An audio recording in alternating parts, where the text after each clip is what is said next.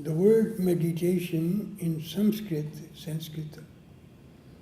is called dhyana, D-H-Y-A-N, dhyan. Dhyana means to pay attention.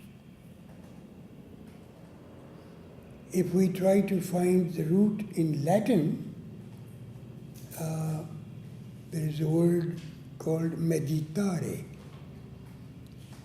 which means to think.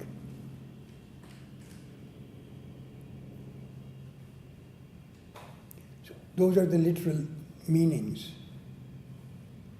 I also know that there are other schools of meditation where they are advising their students to find a way to stop thinking.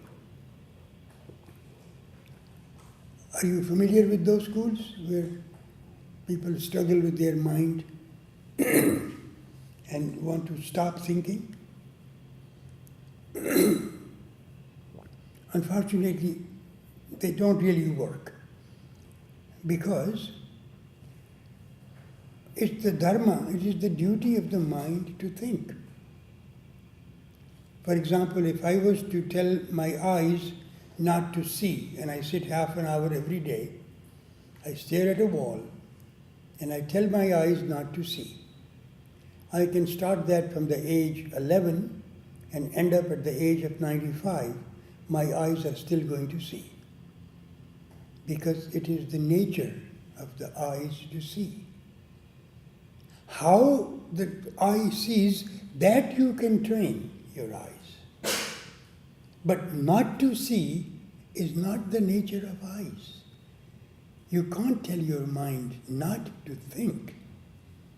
Yes, you can rise above the field of mind, which is what Vedantins do. People who understand Vedanta, they rise above the state of mind. Tantrics have found another way, which is step by step working with the elements. Because if you truly understand the nature of the causal body, it's called causal body, cause of the bodies.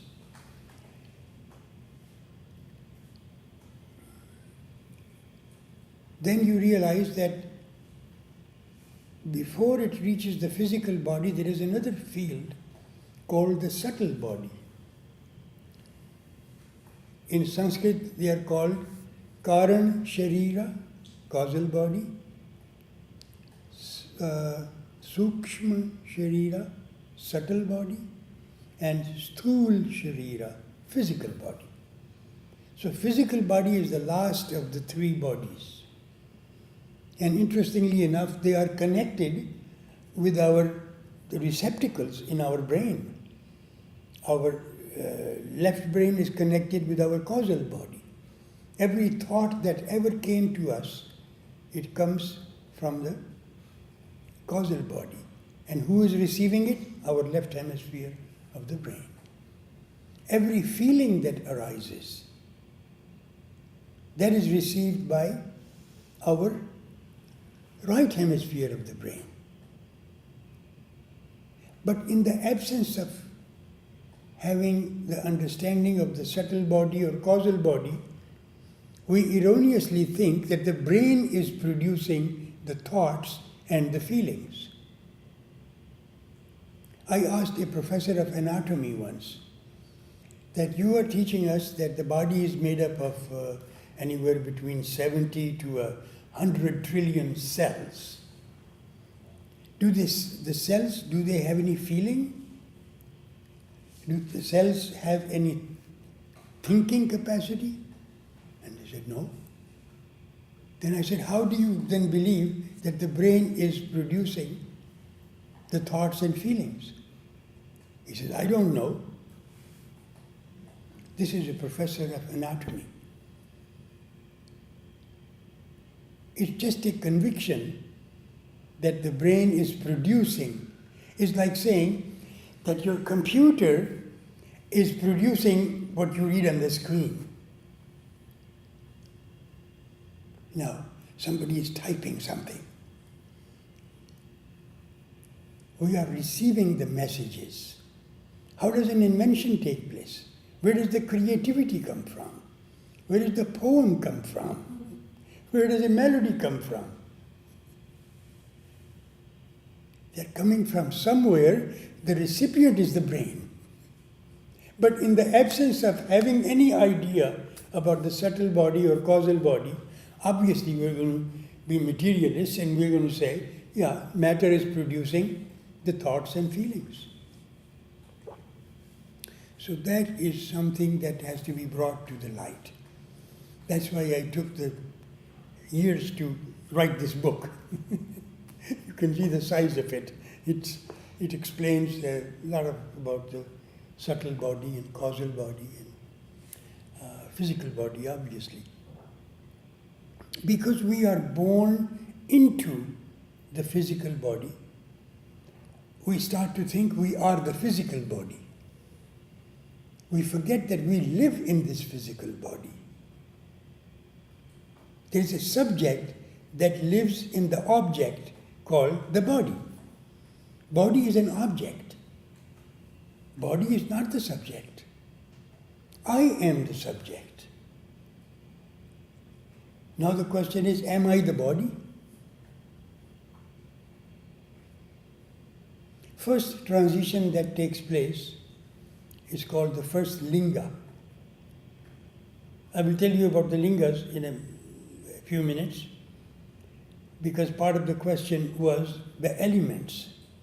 We know that the body is made up of earth, water, fire, air, space, akasha. And it is nurtured by the prana. Prana is our breath. We take in the breath in order to nurture the 5 elements that we are made up of, bodies are made up of. And if you study Swar Yoga, you realize that when you're breathing predominantly with the right nostril, there is a cycle that takes place. First of all, the nostril change at the rate of about an hour, average of an hour. Right nostril is dominant for an hour later the left is dominant.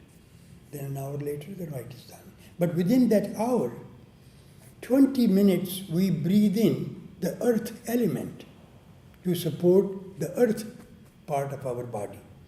What does the earth part of the body contribute? Bones, nails, anything that is solid. Then we have 73% water. For 16 minutes, we take the moisture from the environment to keep the waters purified, energized. You know, when the waters get stagnant, they create problem. A flowing water has prana in it. It doesn't create a problem.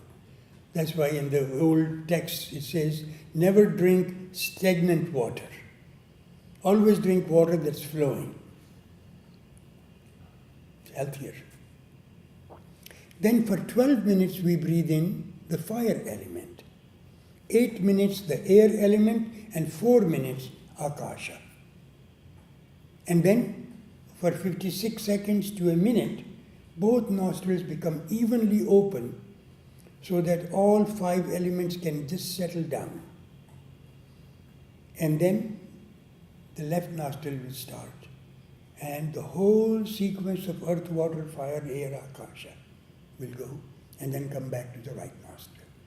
Day in and day out is going on. And Swar yogis observe that because they want to find a way to discover the subject, I. You know, it is not only an Indian idea, although basically it is, but in Greece, Socrates, his dictum was, know thyself. He never said, know thy body, thy mind, thy soul, nothing. Self. Because the body cannot be the self. Body lives in this structure. And we can even have a scientific proof of that. With the last breath, the subject departs. You know, in some cultures it is said that so-and-so left their body, meaning they passed on. Have you ever heard that in any culture? Yes? Yes. Yeah. In other words, if we were the body, would we have not taken our body with us? No. Body is left behind. You can see all the graveyards as a proof. More difficult to prove is, when does the life really start?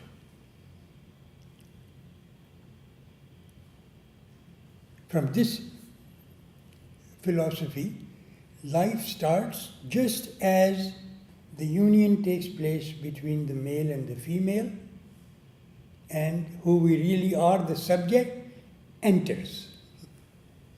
Subject is not from the mother, subject is not from the father.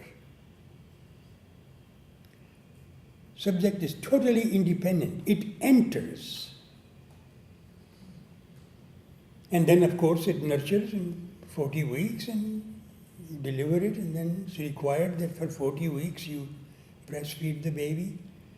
If you are in tune with the laws of the three bodies.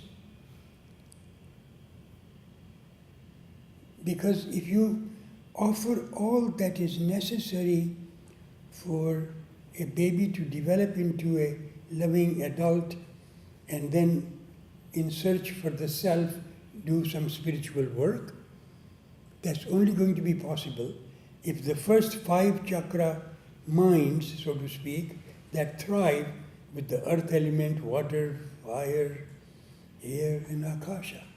After the 5 minds, there is another field. We'll talk about that in time to come. So, and no matter which mind we deal with, the role or the purpose or the goal of every mind is to reach contentment. In fact, every action we perform expects a state of contentment, even when it is drinking a glass of water. When you're thirsty, you drink a glass of water, content. So all actions are done, basically, to feel content. And when all the 7th, in my book you will read that there is a 7th micro chakra in each of the 7 chakras.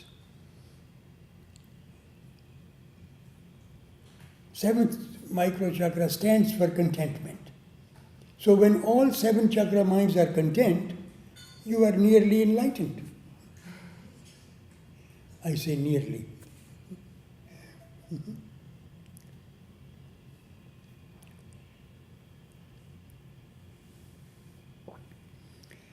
And in order to help these minds to experience contentment, we do all kinds of things that, including making sounds of chakras and making, all mantras are made up of sounds of chakras. Sounds of chakras are basically 52. And most languages are made up of the sounds of chakras. Some languages have 52, some languages have 37, some languages have 26 of the 52 sounds of chakras. But whatever they heard, they created that language. There are some languages that are only 18. You see? Now, each of these sounds has a certain property. And as the time passes, you will see that how a sound can be, shall I say, in the beginning, the sounds are decorated. Like there are notes, There are 12 tones in an octave. Everybody knows that? 12 tones in an octave? Yes. And they are there to make melodies and to make arrangements of the notes, and very entertaining and very, it prepares you for spiritual work. But then you have to get a little bit more sophisticated and see if there are more intervals within the notes. Indian musicians, they work with 22 tones in an octave. That's why sometimes it's difficult for people to hear Indian music, because they use tones that most people are not accustomed to hearing. But once you begin to learn that those quarter tones, they are there to decorate a note. Just like we decorate the body, we clothe it, then we put ornaments on it. Why? Because it looks beautiful. So notes are also like a bare body. You can beautify it. And this is what we will be practicing and learning over this series of classes that will be taught. So I can tell you more about it, but I want to stop here, something, if it was not clear, so that I can explain it before we do some sounds. Anybody with any question?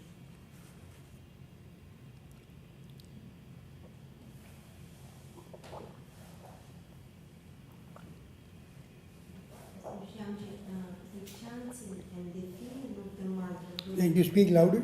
The chanting and the feel of having experience of the mantra will be different depending on what element you are breathing at any given time. Your experience is limited to the element that you are breathing.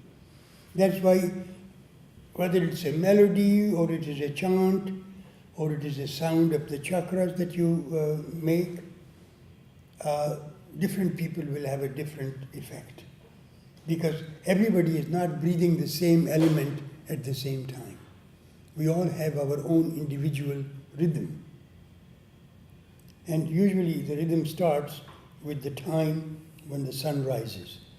That is why it is so important to be awake at that time, so that your solar plexus is in tune with the rising sun, and that helps the rebound of that energy then comes to in the middle of the brain. The point is actually where the skull meets the cervical vertebrae, but in the front is the point between the eyebrows. So it's like a cone.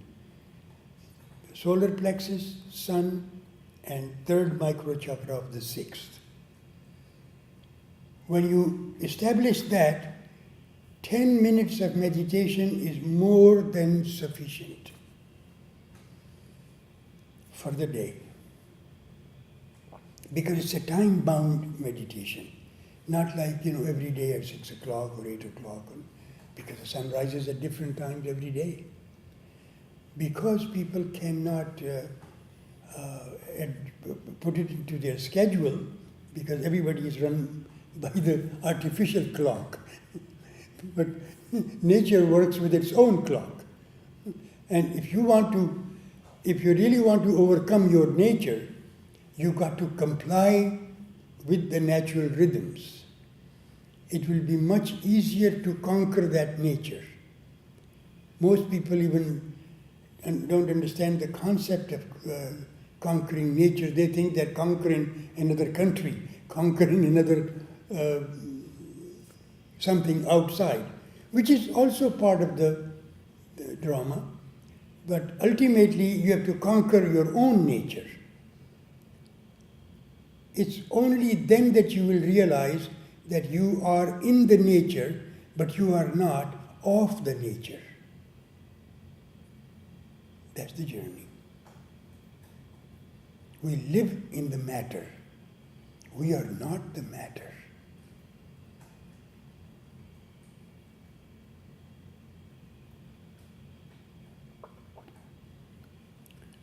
Next week I'll bring you a quotation from Einstein. I don't want to paraphrase it. You have it? Oh, I can. Yes, please. I wish I could memorize that. I have a lot of them. One is enough. Einstein said, There are more lights. for the moment, can you raise the light?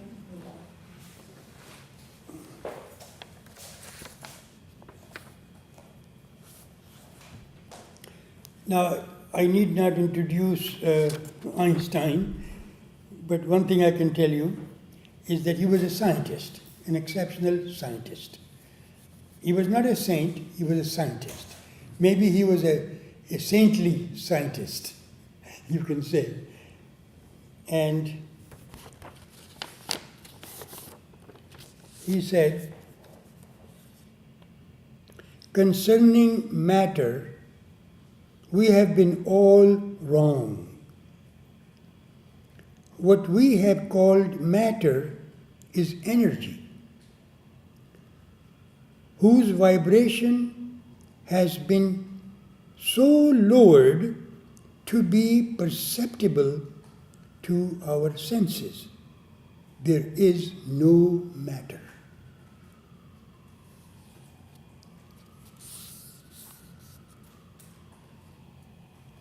Yogis knew that.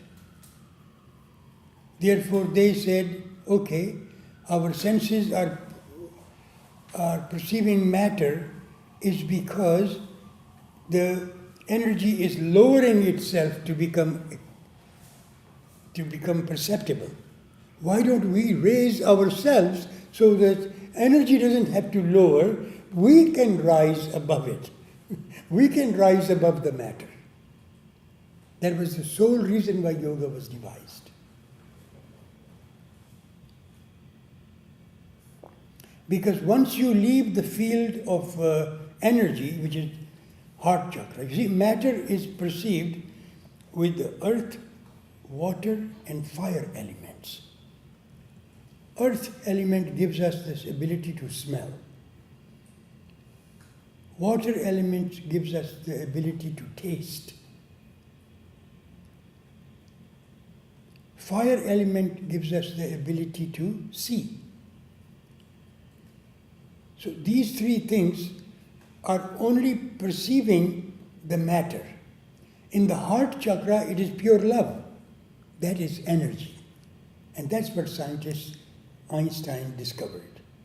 That it's all energy. He didn't call it love, because the scientists would have gotten mad at him. Probably. So he just called them energy. But you can refine the energy. If you refine the energy, it will become sound. If you refine the sound, it will become light.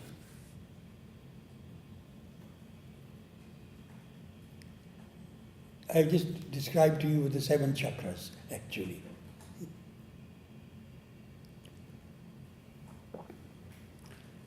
Air element gives us the ability to touch. You can refine your touch. I have trained dozens of people who are doing inner tuning massage of the head with some pressures on the energetic points in the head, neck, and face, and some part of the shoulders. And people have had almost an out-of-body experience just by having a half an hour of a massage. You can have a whole body massage for 2 hours and not feel what you can in less than half an hour if it is done properly. Because these people that I have trained, they're working with the touch. And there is a sensitivity of the touch. There is a direction how the touch energy is moving out of your fingertips. It has a hue, actually. And if you get more refined, it has a sound. And when you are able to feel the sound, you can feel the micro chakras. It just requires a little bit more and more refinement. But in the busy world of today, when people really have to be concerned about how to conquer the nature enough so that we can survive, because we weren't designed to live in the ice-covered peaks. No, humans evolved around the equator, where the energies were most balanced. Sunrise time and sunset time doesn't change very much, because the energies are balanced. That's where the humans evolved. And we must understand that. In search for food, of course, we went northward and southward. So here we are, caught by the snow-covered peaks. What do? After we work for 300 weeks, we want to go somewhere nice and warm, where you feel at home. So where do you go? Somewhere near the equator, or somewhere where the climate is very much like the equator. We call it vacation. That's why when people go to India, they see the light is so different from any other place. The earth has very different vibrations. Those who are sensitive, they feel them.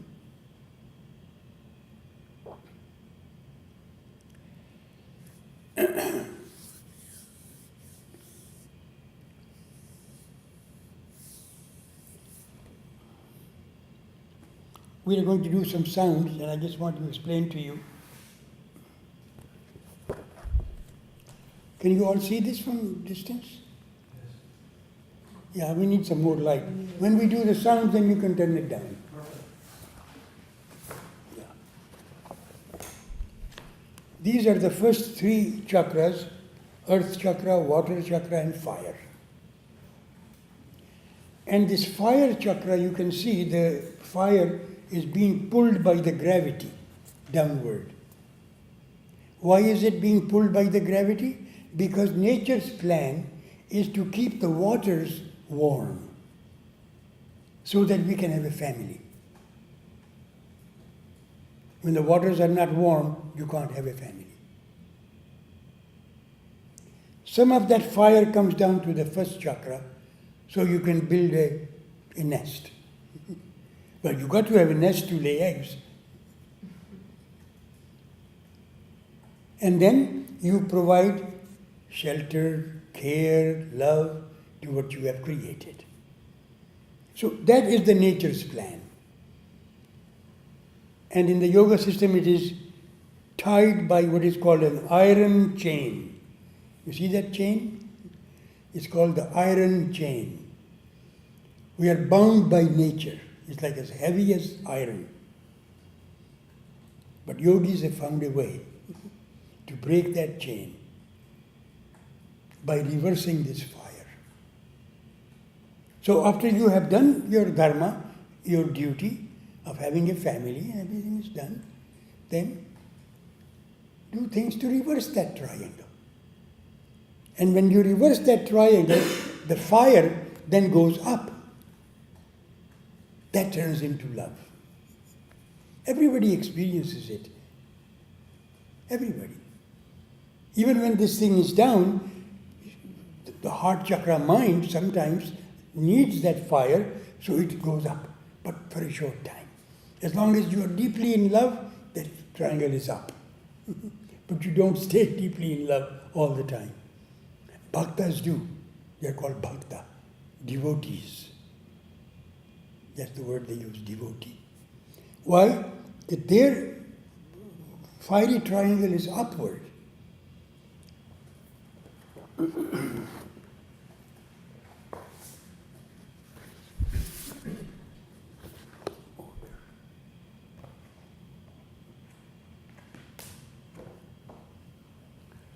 When the fire goes upward, here is the heart chakra. And this is the fifth chakra. The heart chakra, the one triangle here, of the two triangles, one is upward, one is downward. the upward triangle was fiery triangle. So it pushed the fire from the 12 petals of this lotus called the heart chakra lotus. And this is love flowing out in 12 directions, in which there is a love for your father, for your mother, for your brother, for your sister, for your nation, for your cause that you devote yourself to, whatever. So all that fiery energy, ego energy, is being released through 12 different exigencies. When this mind becomes content, there is no fire here. This is a fifth chakra mind. Fifth chakra mind is called the inner guru, knowledge, the inner knowledge. Fifth chakra mind can point the way to the knowledge of who we really are. Because otherwise we are too busy being body. And you know what? Not only body. The body has a gender. Now another world opens up. It's really amazing how the mind plays tricks on us. And once you know that the mind is playing tricks on you, you can get so good at it that you can then direct the mind the way you want. Sri Krishna in Bhagavad Gita says that all these 5 minds are like 5 horses. And you have to control them with your reins in your hand. You have to tell them where to go. You let them go where they want to go, life is going to be very rocky. Another visualization is that you are living life like you are riding a horse from the bottom. And you're holding on to the big belly of the horse. And the life can get a little, rocky, bumpy. And it takes just a flip to get on the horse. The day you meditate successfully, you are on the horse. But your lower 5 chakra minds will get you down again until you get smart enough to over-smart them. Because they are doing their job as nature. But you have to do your job. You have to know that you are in the nature, but you are not of the nature.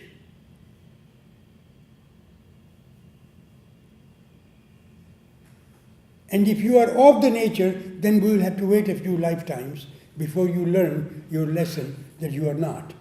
Many people do. We all have done it. We were a single cell amoeba at one time. The subject that is talking right now, I, entered the single cell amoeba and found my way to become so sophisticated human being. Wow, I can't give up this life for nature. No. It's an opportunity to realize who I truly am. But then, in order to realize who you truly are, you have to negate what you are not.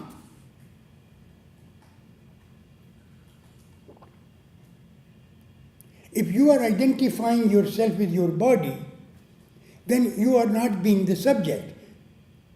You are being the object.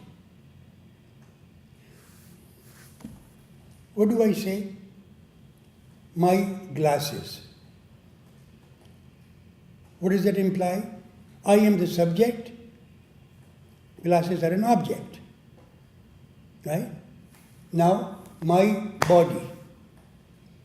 I am the subject, body is an object. Which means that the I must be dwelling in the body for me to say, is my body. Is that something you understand? But we never create that unless, you are very ill and you are in the bed for many, many days. Sometimes that dawns on you. But as long as we are confronted with joys and pleasures and entertainment and all that, whether they are sports or those are things to keep yourself busy with. They actually don't allow you to know who you are. You're just entertaining yourself, thinking that life is just nothing but that's called hedonism. You have heard of hedonism?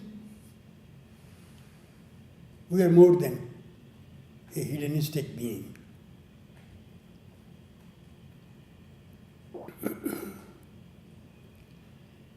Let's do some sounds.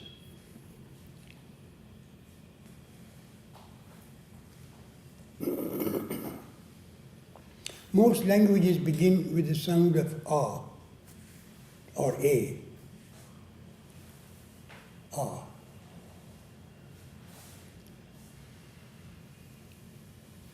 I'm going to teach you this sound with the principle of chanting according to Nada Yoga.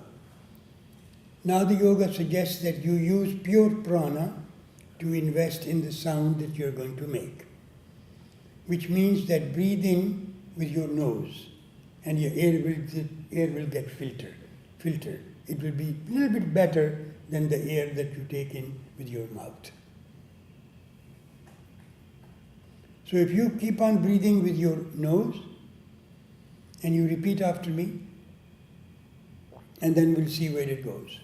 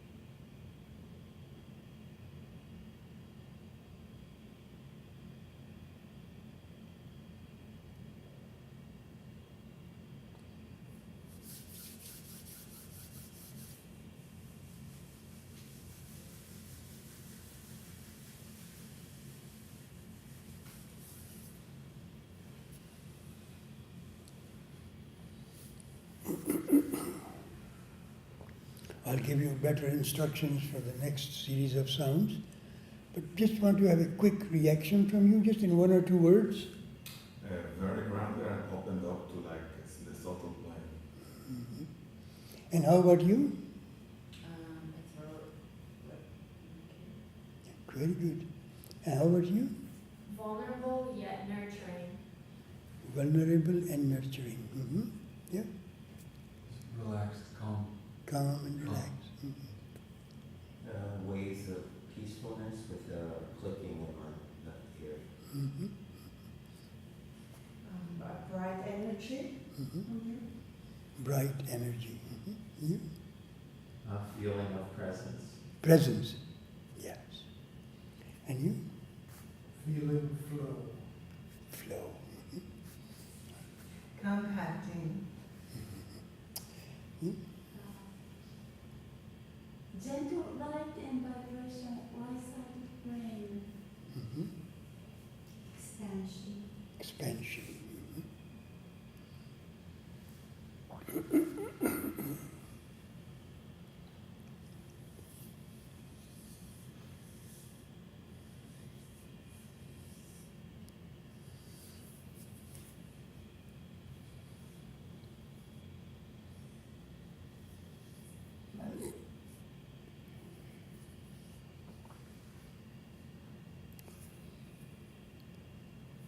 We're going to chant a mantra.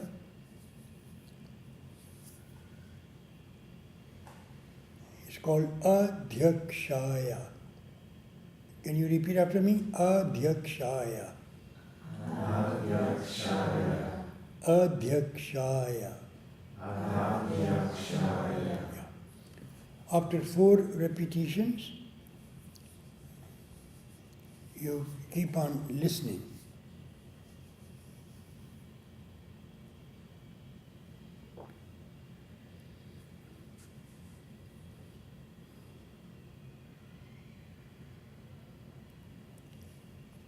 Adhyakshaya.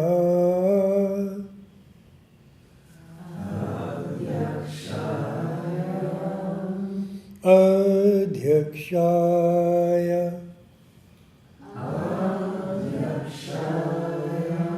Adhyakshaya.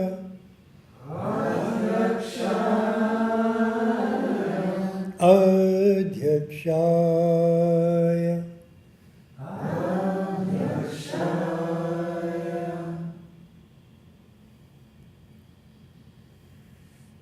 Aya.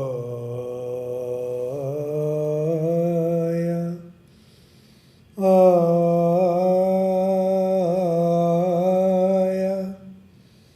Aya. Adhyakshaya. Adhyakshaya. Aya. Aya.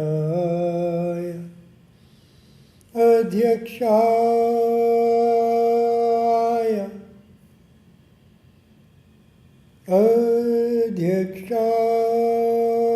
Adhyakshaya. Aya.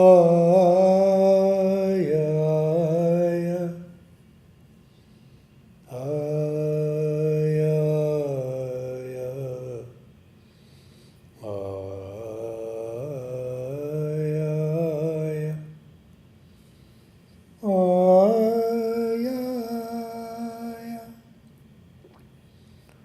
Adhyakshaya.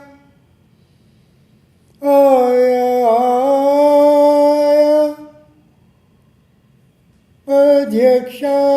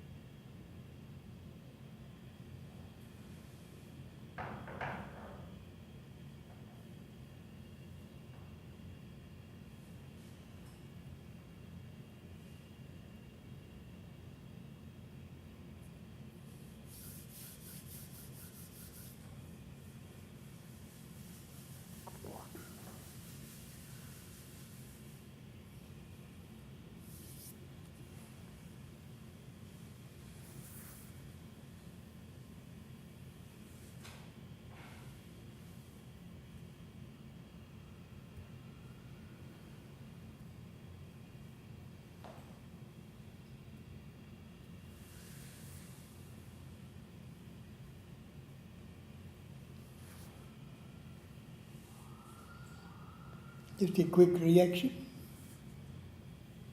So grounded and present. How about you? Pulsing in the lip. Sorry? Pulsing in the lip, upper lip. And for you? Very calm and profound energy. How about you? Yeah, very calming again and very present. Present and calm. Yes. Mhm. A deep stillness. I felt like sleepy and then connected to Everything. else. Yeah.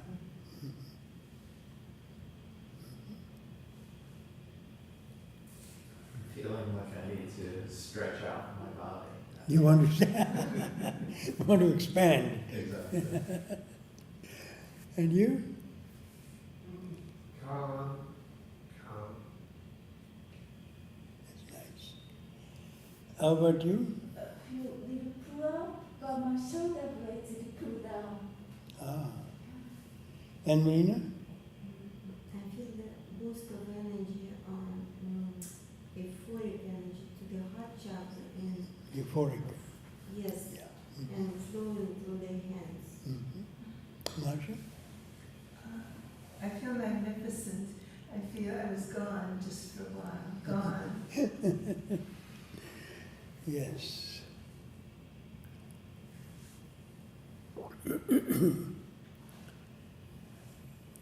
This mantra, it gives you more confidence in your root chakra, your earth chakra, so that when you sit quiet, you become like a pillar. It's called the linga. Because it is root chakra. Root means that it's like the basement of a building. And the stronger, the deeper, the more solid the root chakra is, the higher up you can go. And sustain that feeling of stability when you get into the higher chakra minds. Otherwise they waver.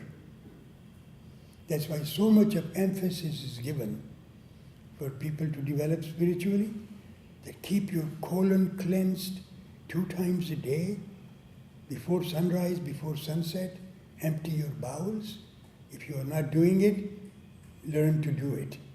In the purifications, we teach people how to purify the physical body first. Then, once the physical body is purified, we go to the subtle body, where you have to work with your feelings. Because the feelings can bring you down, feelings can bring you up. It depends on the purity of the feeling. Then comes the causal body purification, in which your thought processes, they get purified. You stop thinking of negative things about yourself or even about other people, because you rise above them. That triggers a compassion, a deeper understanding that people are what they are, who they are. Nature is what it is. And everybody has the right to grow. It's an extraordinary experience to go through if you ever have taken a purification. And there are several of you who have taken many purifications. How many have you taken? At least 15. 15 purifications. How about you, Marsha? I no longer remember. And Marina, how many of you? We're all purified, Shyamji. You're all purified. How about you? I think around 10. 10. Who else? Enrique? Over 30, 40. 30, 40. You get addicted to it, really, because it's such a good feeling. You know? You rise above the field of mind. Boy, that state is so pure and so desirable. Yes. Anybody with any question? Yes, please. So is the energy of anger connected with the fire? Yes, it is. It's actually, it's mismanaged fire. Mismanaged, you know?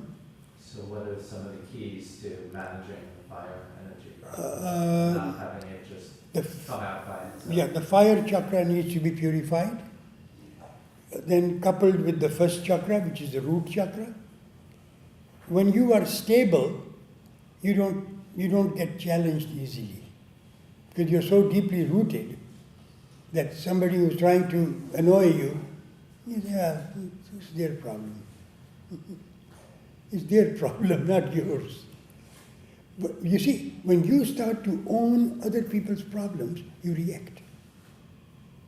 But if you allow them to live with they're already suffering, having that problem. You don't have to add fuel to the fire. You stay rooted where you are. It's a mismanaged fire, and it can be helped. But you have to take action to do something, you know. Just going for a psychotherapy and having 10 sessions with a psychologist, well, temporarily it might help, but you have to go to the root cause. When you work with the basic elements, everything depends on those elements. I mean, 73% of your body is water.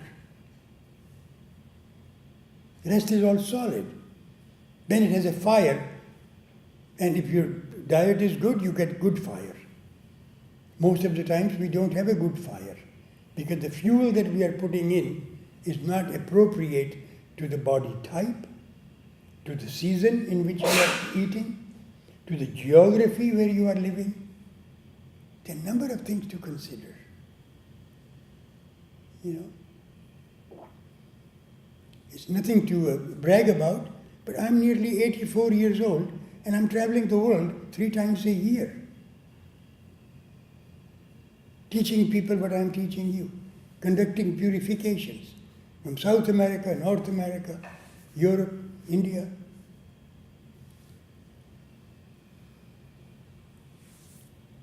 People think I'm lying to them about my age. I say, well, that's your problem.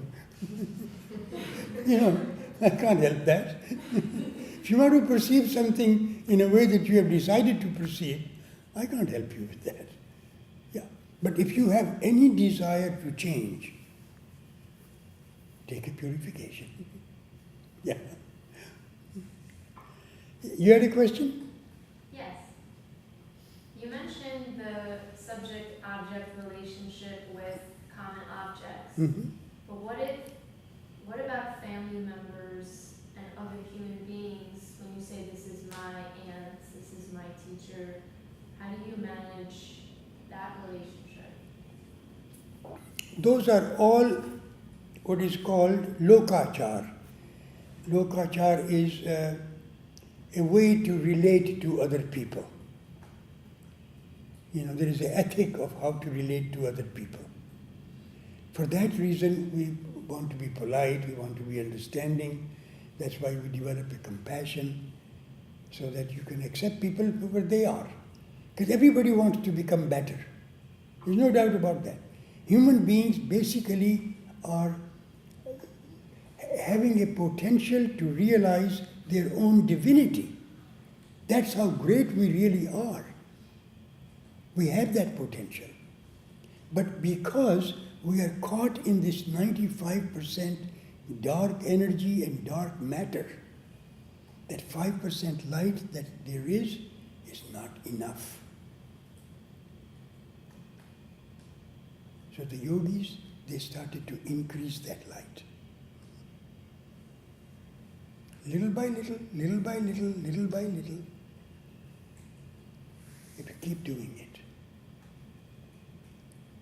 And then other people do what they are doing. If everybody was to do their own spiritual work, we would be living in a planet that is thriving rather than a planet that's becoming hollow because of our selfish needs. We are draining. You know, we used to think that the earth is an inanimate object. You remember when you went to college? That's what you probably learned. That's what I learned when I went to college. That earth is an inanimate object. Now we are realizing that it's a breathing body. Then I understood why in India, when these farmers, they need a log because the little bridge broke down, they go to a big tree, old tree, and they put their hands, 4 or 5 people, seniors of the village, and they request, and they say, our bridge broke down, we need a log. So we have to get one of these trees to offer their life. And in the meantime, while they are talking to this old one, there are 4 guys with the axe, they're starting to cut the one that they want. It's just like a pediatrician when he gives an injection to the baby. What does he say? Look at that bird. So that the tree doesn't get so much of hurt. I would say, why are they doing that?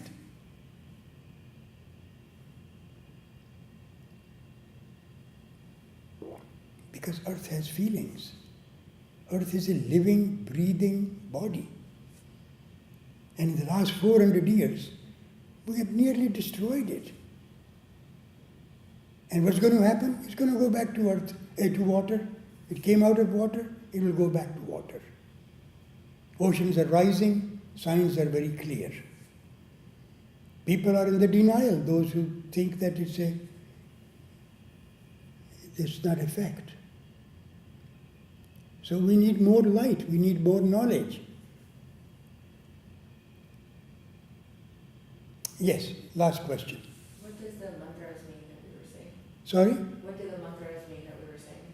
This mantra? Yeah. Adhyakshaya? The word adhyaksha means to take charge. Adhyakshaya. I am in charge. Because when you are in charge, your root chakra, mind, will get more and more solid. I have given this mantra to people who have any kind of insecurity. And due to insecurity, we can get afraid, we can get angry, we can get frustrated, we become kind of victims of negative emotions. And then we keep on going through a loop of the negative emotion from this to that, to that, to that.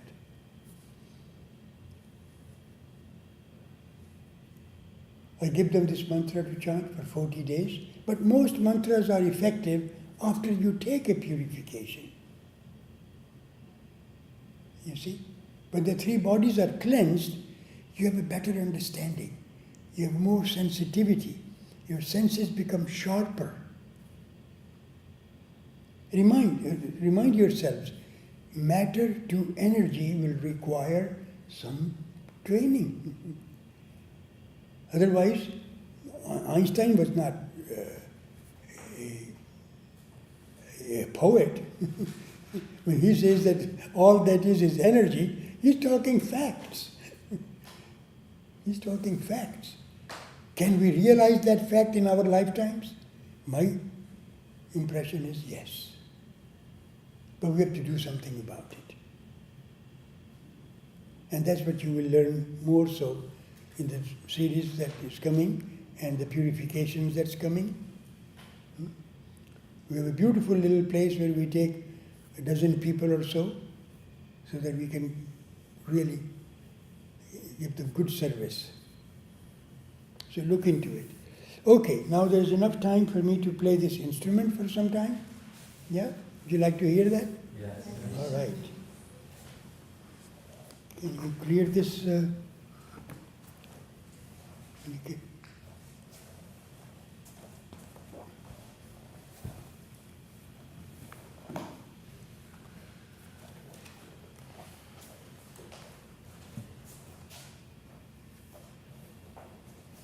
Oh,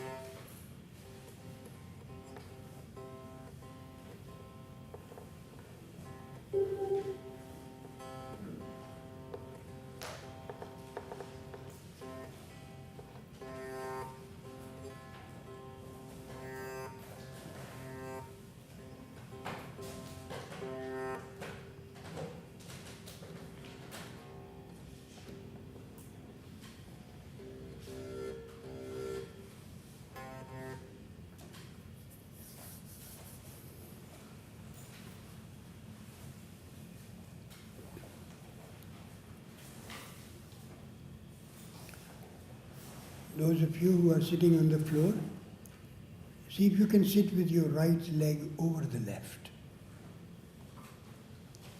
Those of you who are sitting in the chair, make a V shape with your feet, and don't let the heels touch. Just keep a little distance.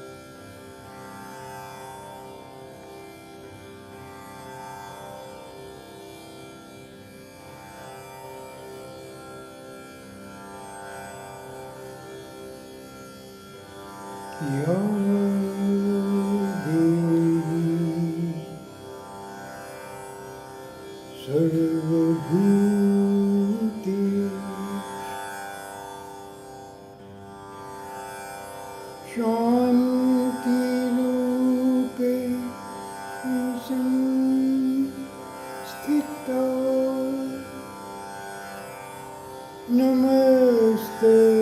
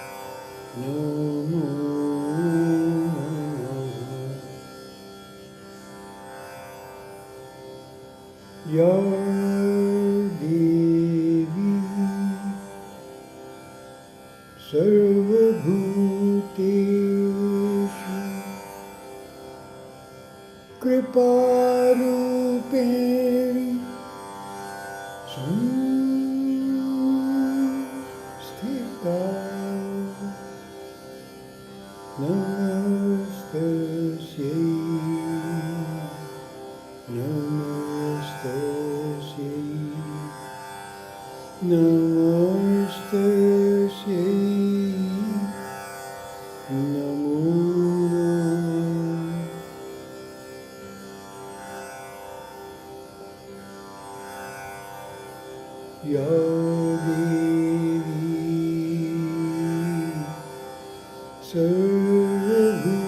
Sarvabhutesh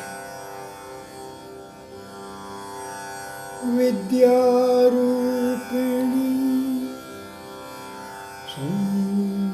Samstita Namastasya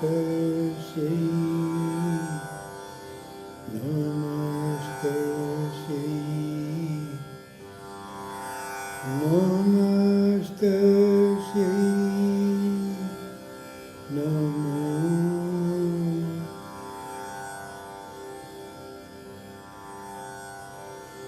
Ya Devi Devi Sarvabhutesh Samstita Namastasya Namastasya Namastasya Namo Namaha.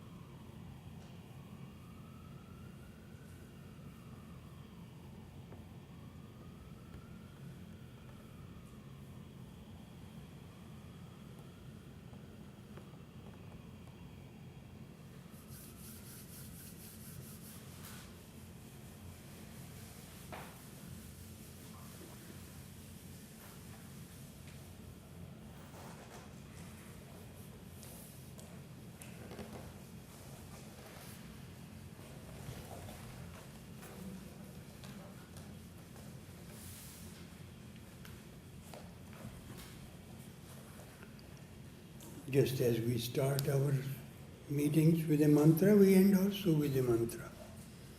Please repeat after me. Raja.